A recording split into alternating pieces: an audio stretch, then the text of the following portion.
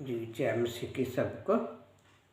खुदा का धन्यवाद हो जो हमें हमारे जीवन में अपनी ब्लेसिंग को देता है और सचमुच में खुदा हमारी अगुवाई करता है, उसके बिना हम कुछ भी नहीं हैं।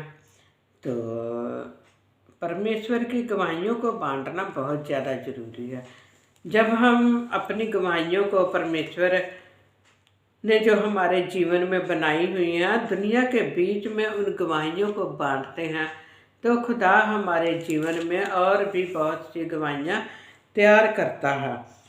तो गवाही के द्वारा बहुत से लोग आशीष पाते हैं, बहुत से लोग गवाही के द्वारा चंगाई भी पाते हैं, और कुछ ऐसे भी लोग हैं जो कि दूसरों की गवाही सुनते सुनते ही चंगे हो जाते हैं, ब्लेस हो जाते हैं। तो इसलिए गवाही हमेशा ज़रूर बांटें, अपनी गवाही लोगों तक ज़रूर लेकर जाएं। तो अभी फिर से आप लोगों के सामने वचन पढ़ूंगी। तो वचन है यशायाह 54, यशायाह 54, यशायाह 54 उसकी 17 आयत, यशायाह 54 उसकी 17 वर्ष मैं पढ़ूंगी। जितने हथियार तेरी हानि के लिए बनाए जाएं, उनमें से कोई सफल ना होगा, और जितने लोग मुद्दई होकर तुझ पर नालिश करें, उन सबों से तू जीत जाएगा। यहोवा के दासों का यही भाग होगा, और वह मेरे ही कारण धर्मी ठहरेंगे। यहोवा की यही वाणी है। कितना अच्छा वचन है जी, खुदा का धन्यवाद हो। जितने हथियार तेरी हानि के लिए बनाए जाएं। अब हथियार क्या है? सबसे बड़ा हथियार है हमारे लिए ये, जब हमारी चुगली होती है और चुगली के बीच में कुछ लोग शामिल होते हैं, और हमने जिस काम को करना होता है वो लोग उस काम को करने से रोकते हैं। हमें डायरेक्ट भी रोकते हैं और लोगों के द्वारा भी हमसे बात करते हैं। और अगर हमें किसी ने कुछ देना हो या हमारी हेल्प करनी हो, कुछ भी, या हमें किसी ने देना हो, तो वो उस इंसान को भी रोक देते हैं। बड़े बड़े हथियार हैं। कोई ब्लेसिंग हमारे जीवन में किसी के द्वारा आनी होती है, कोई, जैसे मान लीजिए किसी को कोई बीमारी है, तो कोई उस इंसान को डॉक्टर के पास लेके जा रहा है जो परमेश्वर को सच्चे दिल से मानता है, तो उसके लिए भी लोग उसको मना करते हैं, रहने दे, ये तो बस ऐसे ही है, ज़रूरत नहीं है इसको डॉक्टर के पास लेके जाने के लिए। ये बात तो घर घर में चल रही है। कोई भी किसी के बारे में आजकल बिल्कुल भी नहीं सोचता। और हमेशा इस बात का ध्यान रखें, अगर लोगों के साथ इस तरह से हो रहा है, तो जो लोग खुदा को सच्चे दिल से मानते हैं, तो उनके साथ तो और भी बहुत ज़्यादा होता है। उनके लिए तो बिल्कुल भी कोई परवाह ही नहीं करता कि ये लोग खुदा को मानने वाले लोग हैं, तो हम इनका भला करें। तो खुदा जो है हमारा बहुत ही भला परमेश्वर है। तो हमारे लिए वो जितने भी हथियार लोग तैयार करते हैं, उनमें से कोई भी हथियार हमारे ऊपर कभी नहीं चलेगा। मेरे ऊपर भी कोई भी हथियार आज तक नहीं चला।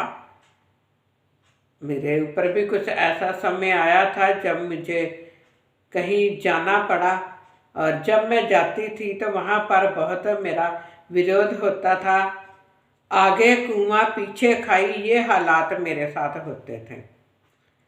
ना तो मुझे पीछे से कुछ सपोर्ट होती थी और ना ही मुझे आगे कुछ सपोर्ट होती थी। लेकिन मैं एक बात जरूर जानती थी कि अगर मैं सच्चे दिल से परमेश्वर को मानती हूँ तो परमेश्वर जरूर मेरी सहायता करेगा। और मैं हमेशा परमेश्वर को यही बोलती थी कि परमेश्वर, अगर मैं आपकी नज़र में सही हूँ तो आप मेरी हेल्प कीजिए, मेरी मदद कीजिए और मेरे लिए ये सारे हथियारों को भस्म कर दीजिए और मुझे एक अच्छे और नए रास्ते पर चलाइए। और जो शैतान होता है वो खुदा के लोगों पर ज़्यादा अटैक करता है। जो शैतान के हथियार बहुत ज़्यादा हथियार हैं, आप जितने भी नाम बोल लो उतने ही कम हैं। लेकिन खुदा उन हथियारों से हम लोगों को बचाता है जो लोग खुदा के साथ चलते हैं। मैं खुदा का धन्यवाद करती हूँ कि खुदा ने भी मुझे उन सारे हथियारों से आज़ाद किया है और खुदा ने आज मुझे अपने वचन के साथ फिर से बांध लिया है और इन गवाहियों के लिए खुदा ने मुझे तैयार किया है। बहुत ही गहराई का वचन है कि कोई भी हथियार जितने भी तेरी हानि के लिए बनाए गए हैं, उनमें से कोई भी हथियार तेरे लिए नहीं चलेगा, कोई भी सफल नहीं होएगा। और मेरे लिए तो सचमुच में इतने हथियार जिनके ऊपर मुझे विश्वास भी नहीं था, उन लोगों ने भी मेरे ऊपर अपने हथियार चलाने की कोशिश की, लेकिन खुदा ने उन सबको फेल कर दिया। और आज वो यहाँ है, आज भी वो वहीं पर है। खुदा ने मुझे उनके बीच में से निकाल दिया और खुदा मुझे अपनी हजूरी में लेकर आया। खुदा ने उसके बाद भी मेरे जीवन में बहुत से कार्य की। पहले भी खुदा ने मेरे जीवन में बहुत काम किए और अब भी खुदा मेरे जीवन में बहुत काम कर रहा है। और जब मैं उनके बीच में होती थी तब भी खुदा मेरे जीवन में काम करता रहा।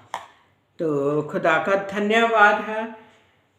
तो एक बार फिर से मैं इस आयत को पढ़ना चाहती हूँ, जितने हथियार तेरी हानि के लिए बनाए जाएं उनमें से कोई सफल ना होगा।